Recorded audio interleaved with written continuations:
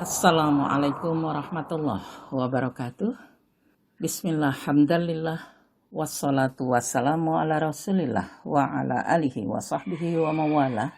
La hawla wa la quwata illa billah amma ba'd. Segala puji bagi Allah yang telah melimpahkan rahmat karunia dan nikmat yang banyak sekali, terlalu banyak sehingga kita tidak dapat menghitungnya. Salawat dan salam atas junjungan Nabi besar Muhammad Sallallahu Alaihi Wasallam beserta keluarga dan para sahabatnya. Insya Allah tentunya kepada kita kaum muslimin dan mukminin yang senantiasa menjalankan sunnahnya. Saudaraku seiman, kesempatan yang berbahagia ini, lihatlah Al-Quran surat 59 ayat yang ke-21. Inilah bahasan kita pada hari ini yang ceritanya adalah Allah memberikan gambaran kepada manusia. Jadi kajian kita mulai sekarang, pembahasan surat dan ayat. Surat Al-Hasyr ayat 21. A'udzubillahi minasyaitonirrajim.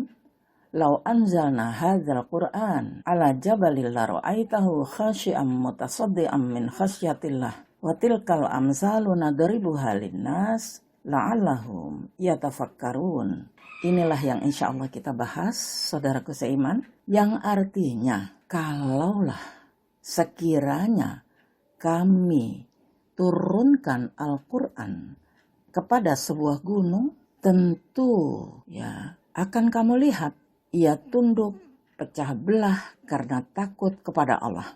Perumpamaan-perumpamaan itu kami berikan kepada manusia supaya mereka memikirkan, la'allahum yatafakkarun. Manusia alat fikirnya harus berjalan dengan melihat kebesaran Allah. Nah, di sini saya akan pertama-tama yang kita lihat adalah Quran. Lau anzalna hadzal Quran. Yang kita akan bahas pertama, yang saya akan terangkan pertama adalah Quran. Ada apa dengan Al-Quran? Apabila Al-Quran kami turunkan kepada sebuah gunung, setelah Al-Quran gunung, setelah gunung manusia. Nah, kita lihat di sini Allah menegaskan bahwa gunung itu karena takutnya kepada Allah. Dia tunduk, saking tunduknya pecah belah. Dia tunduk, pecah belah karena takut kepada Allah. Itu adalah gambaran yang diberikan untuk siapa? Untuk kita semua manusia. Kalau Allah bercerita tentang gunung, karena Allah bercerita tentang gunung, coba kita lihat sekarang gunung di dalam Al-Quran. Sebelum gunung tentunya lau anzalna hadzal Quran. Allah menurunkan Al-Quran.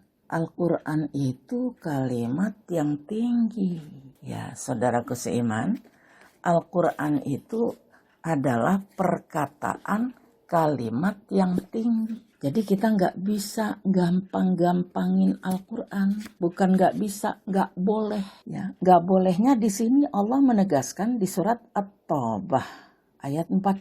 Kata Allah di sini wa kalimatullahi hiyal ulya, bahwa perkataan-perkataan. Jadi wahyu ya. Wahyu Allah, kalimat agama Allah Al-Quran. Kalimat agama Allah itulah yang tinggi. Di sini diabadikan wa kalimatullahi hiyal ulya.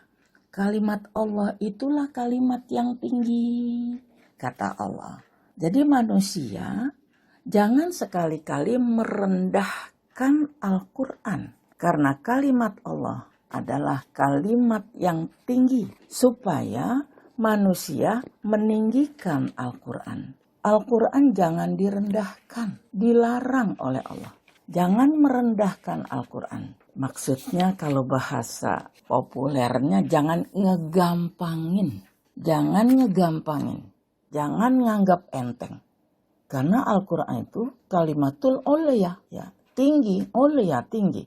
Jadi jangan direndah-rendahkan. Itu kalimatnya tinggi karena dari yang maha tinggi. Dari yang maha tinggi keadaannya juga diambilnya dari yang tinggi sekali. Lauhul Mahfuz. Jadi jangan direndahkan. Karena dia kalimat yang tinggi. Sebagaimana Allah menegaskan di surat Waqiah Apa yang ditegaskan oleh Allah di sini? Ayat 80. A'udzubillahi minasyaitonirrajim. Tanzilum mir rabbil alamin. Al-Quran itu diturunkan dari Tuhan alam semesta, bukan Tuhan-Tuhanan. Tuhan alam semesta, yang kita setiap hari memuji Tuhan alam semesta. Di mana kita memuji Allah, Tuhan alam semesta? Alhamdulillahi rabbil alamin. Itulah yang kita ucapkan setiap sholat. Segala puji bagi Allah, Tuhan alam semesta. Jadi Al-Quran ini kalimat yang tinggi karena dari yang maha tinggi Allah menegaskan di surat Waqiah ayat 80.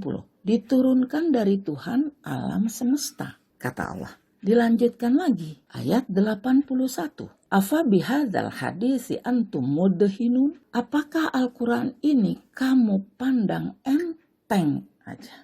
Kok dipandang enteng saja?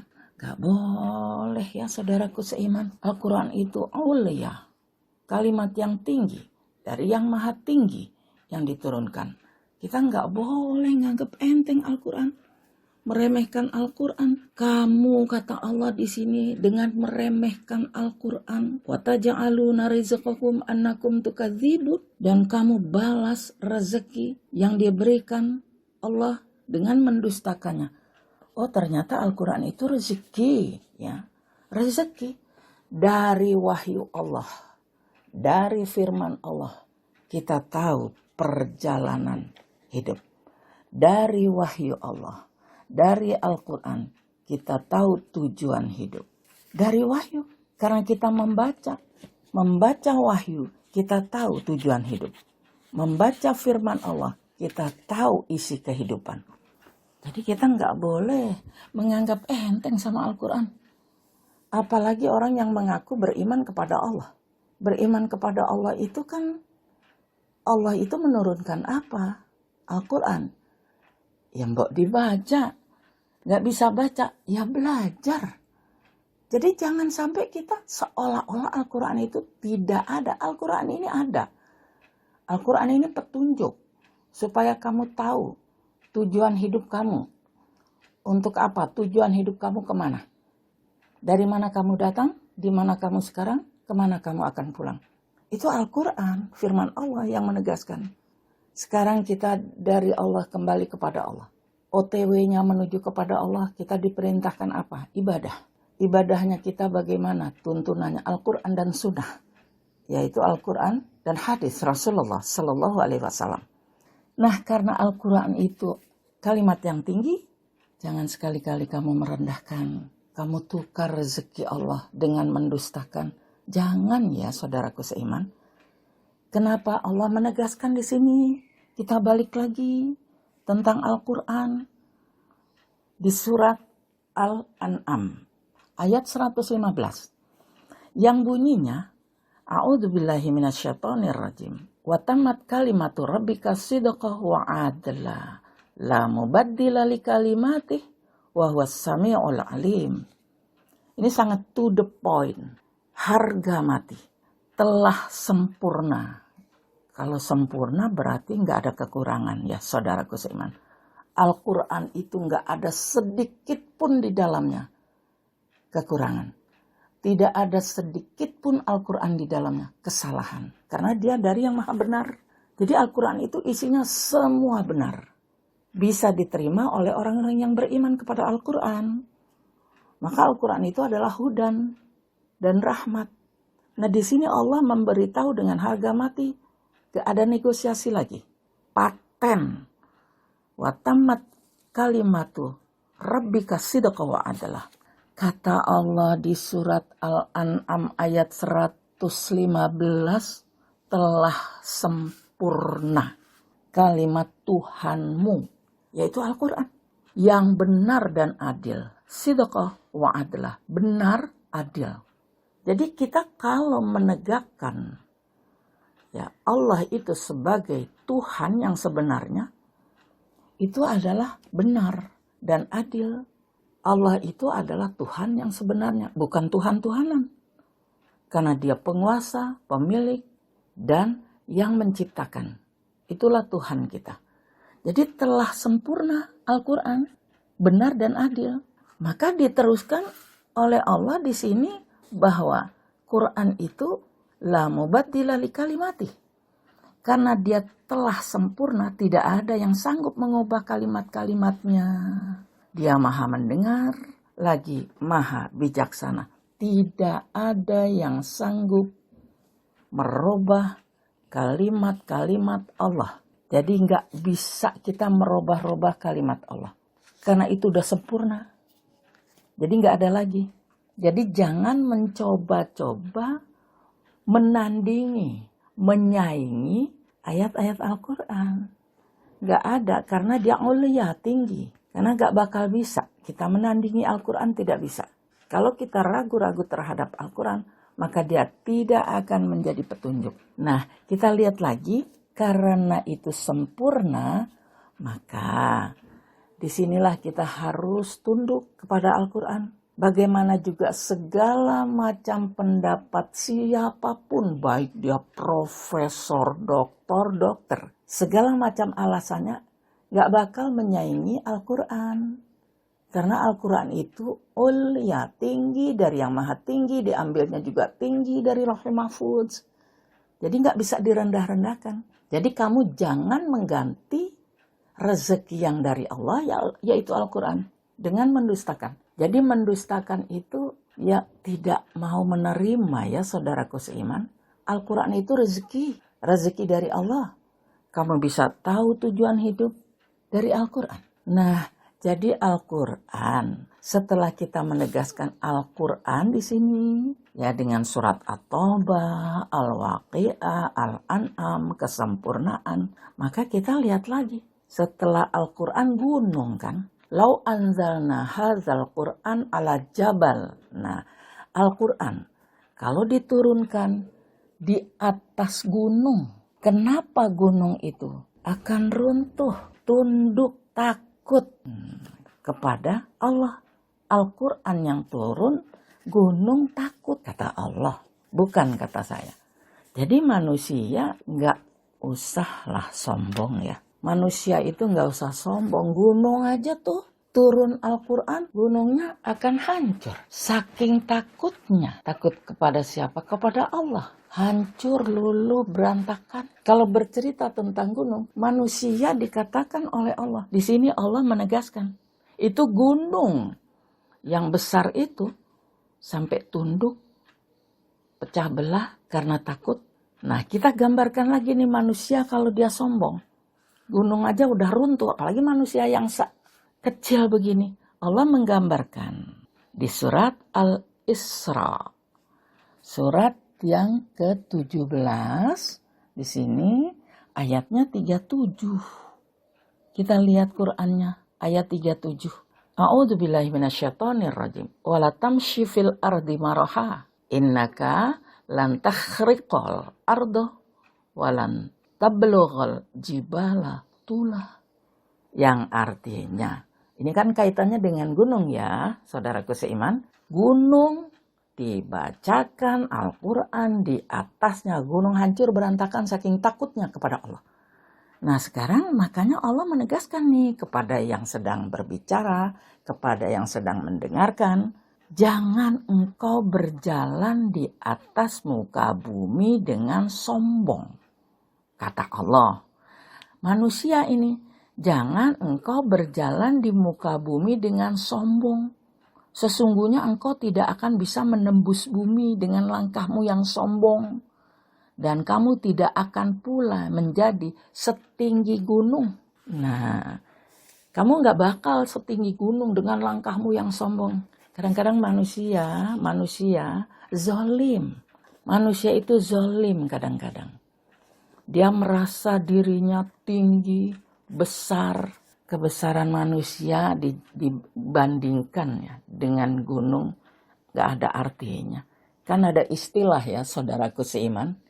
Ada istilah, cita-cita memeluk gunung. Apa daya, tangan tak sampai. Apaan yang dipeluk gunung? Nah, siapa yang pernah ke Madinah? Umrah atau haji? Siapa? Kita lihat Jabal Uhud. Coba berapa ribu orang itu harus dipeluk Jabal Uhud, gunung Uhud. Jadi manusia, gunung aja hancur. Saking takutnya. Ya, dengan Al-Quran turun. Manusia dibacakan Al-Quran, tenang. Kadang-kadang seorang yang telah sedang menyampaikan kebenaran, dia ngobrol. Yang gak penting. Padahal yang disampaikan di berita yang penting Al-Quran. Dia ngobrol. Itu manusia. Seolah-olah yang disampaikan itu berita biasa. Seperti sekarang ini aja lah, saudaraku seiman. Berita tentang corona itu kan berita penting. Mau gak mau kita harus tunduk mengikuti peraturan. Harus di rumah aja. Begitu katanya. Bagaimana kita sekarang di rumah aja, gak ada kegiatan. Lemes. Kita adakan kegiatan untuk supaya kita tetap bekerja. Ya. Kadang-kadang ini Al-Quran turun di gunung. Gunungnya aja udah tunduk. Bergoyang. Hancur, berantakan. Nah manusia mau sombong. Kata Allah tadi di surat Al-Isra. Biar kamu sombong kayak apapun, kamu gak bakal bisa segede gunung tahu. Nah, Jabal Uhud, lihat Jabal Uhud. Subhanallah. Siapa yang bisa coba memeluk Jabal Uhud? Berapa manusia itu harus bisa memeluk Jabal Uhud? Gak usah sombong lah manusia. Karena dia punya perhiasan, ya agak sedikit menyimpang saya. Dia karena punya perhiasan nih manusia. Waduh. Perhiasannya kan cincin ada di sini, jari ada 5 ya, saudaraku seiman. Kalau dia pakai aja itu cincin 3 jari masih lumayan. Tapi cincinnya dipakai 5-5-nya itu jari. Dosa enggak? Enggak lah. Haram enggak? Enggak juga. Cuma kalau kita mau kait-kaitkan jadi ghulu. Apa ghulu? Ghulu itu apa? Lebay. Nah, jadi di sini Al-Quran. Ya, Al-Quran. Setelah Al-Quran, gunung. Gunung itu aja turun Al-Quran aja. Tunduk, khusyuk, takut. Manusia dibacakan Al-Quran, dia ngobrol. Seolah-olah yang menyampaikan kebenaran itu dia tukang obat. Memang obat dari Allah. Gak memperhatikan. Dia lebih mementingkan apa? Pembicaraannya. Dia lebih membicarakan pembicaraannya. Dia tidak memperhatikan apa yang sedang disampaikan oleh yang menyampaikan tausiah. Mudah-mudahan ya, kita besok kalau sedang disampaikan Al-Quran, dikunci.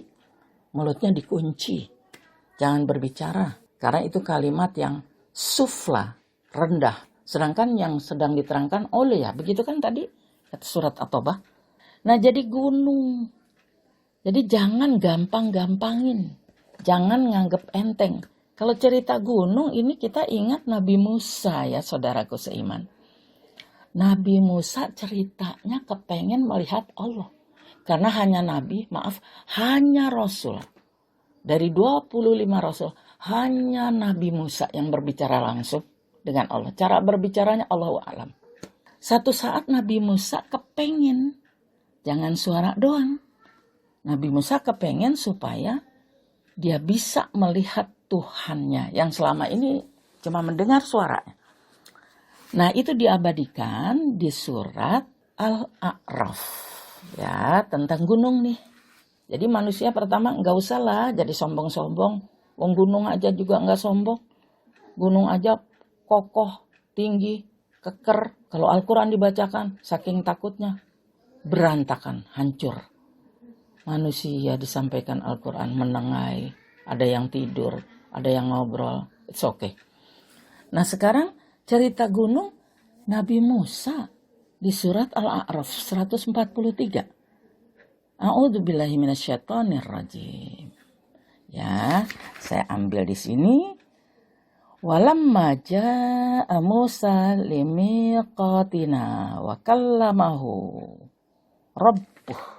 Tatkala Musa datang pada waktu yang ditentukan, lantas Tuhannya berbicara langsung, tapi Nabi Musa kurang puas. Dia berkata, Nabi Musa, Rabbi arini anzur ilaik. Kata Nabi Musa, ya Tuhanku, perlihatkanlah dirimu kepadaku, supaya aku dapat melihatmu. Nabi Musa, hanya Nabi Musa yang kepingin melihat Allah. Rabbi arini anzur ilaik. Tampakkanlah ya Allah. Lantas Allah menegaskan, lantaroni. Allah menegaskan di sini, kamu tidak akan bisa. Yang demikian itu, dia mengatakan, tampakkan supaya aku melihatmu. Allah berfirman, kamu tidak akan bisa melihatku. Tapi dilanjutkan oleh Allah, walakin inzur ilal jabali fa in istaqarra makanahu fasawfa tarani. Oke lah, karena Nabi Musa ingin melihat, kata Allah, kamu tidak akan melihat, aku gak bakal. Tapi lihatlah, pikirkanlah, ya, khusyuk, konsen ke bukit itu. Kamu lihat itu. Perhatikan dan renungkan, pikirkan, lihatlah gunung itu. Terus Nabi Musa karena perintah Allah disuruh memandang gunung sambil berpikir dan berzikir. Jika ia tetap di tempat kamu, di tempatnya pemandangan kamu tetap kepada gunung itu, maka kamu akan bisa melihatku, memikirkan kebesaran Allah. Nah, Nabi Musa memandang bukit itu dengan berzikir, dengan khusyuk. Nah, setelah itu apa yang terjadi? Falamma afaqa qala subhanaka tubtu ilaika wa ana awwalul mu'minin. Tetap memikirkan, memandang gunung itu, tapi tatkala Tuhan memperlihatkannya di bukit itu, lalu bukit itu menjadi pecah. Sama tadi. Khasyi'am mutasaddi'am min khasyatillah. Gunung itu menjadi pecah.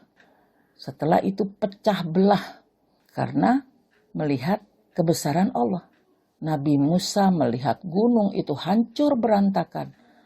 Maka Nabi Musa pingsan, saudaraku seiman. Semaput. Nabi Musa semaput. Tidak sadarkan diri. Setelah dia sadar, dia mengatakan, subhanaka tubtu ilai wa ana awwalul mu'minin. Maha suci engkau, aku taubat kepadamu. Taubat itu artinya kembali. Kembali kepada peraturan, perintah, dan larangan Allah. Kamu tidak akan bisa. Ya, sekarang aku bertobat. Aku akan kembali kepada firman-Mu, kepada perintah-Mu, kepada larangan-Mu. Aku takut. Aku bertobat, aku kembali kepada firman bahwa Engkau adalah benar dan aku orang pertama yang beriman. Nabi Musa kepengen ngeliat Tuhan. Allah mengatakan gak bakal bisa. Tapi oke lah, kalau memang kamu ingin melihat, pandang itu gunung. Gitu di surat Al-A'raf ayat 143. Jadi kita gak bakal bisa melihat Allah. Kenapa? Ya kalau kita belum disetting lah. Settingan kita kan settingan dunia. Nanti kalau kita udah kesana, apa boleh buat, Allahu a'lam. Ya.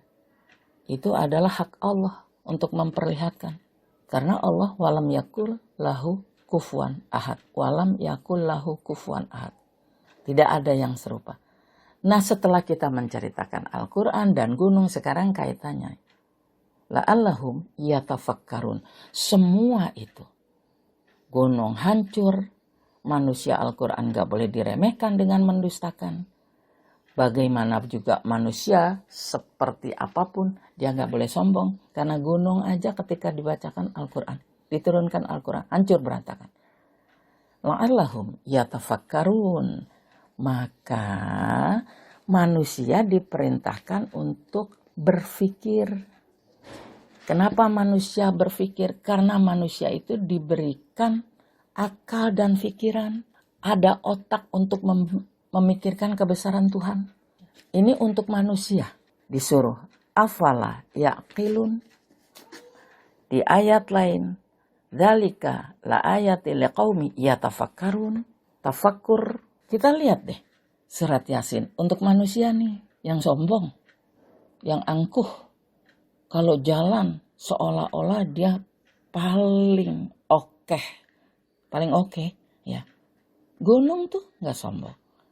Digambarkan di surat Yasin. Ya, surat Yasin ini udah terkenal ini.